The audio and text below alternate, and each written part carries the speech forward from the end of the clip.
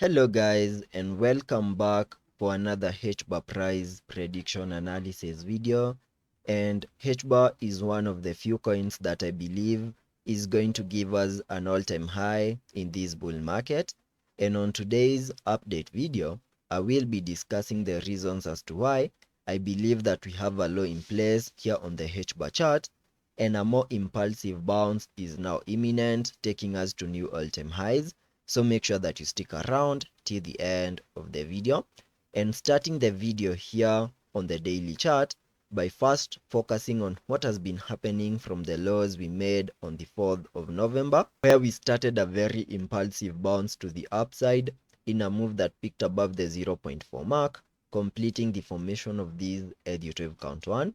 And after we peaked impulsively in the formation of that wave 1, we started a corrective structure to the lower side in the formation of these ED wave counts 2, whose minimum target areas were given by connecting the Fibonacci's from the low of the first wave to the high of that wave 1.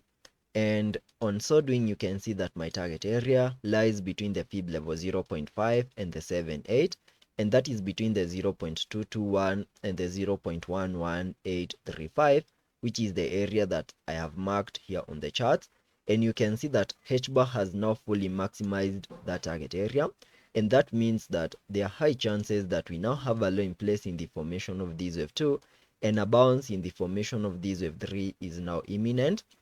whose minimum target areas can be given by connecting the fib extension from the low of the first wave to the high of that wave 1, then dragging the fibs to the low of the second wave. And on so doing, I get a minimum target area for the wave 3 on the fib level 1.618, and that lies above the 0.70742, which is the area over there. And if by any chance we manage to get a bounce to that significant target area, then Hbar will give us an all-time high. Then we can expect a pullback in the formation of this wave 4, and then continue pushing even higher in the formation of this wave 5, taking us above the 1 USDT mark and also giving us new all-time highs. And for us to get a confirmation that we have a low in place in the formation of this wave 2, we need to see an impulsive bounce from the lows we made on the 7th of April.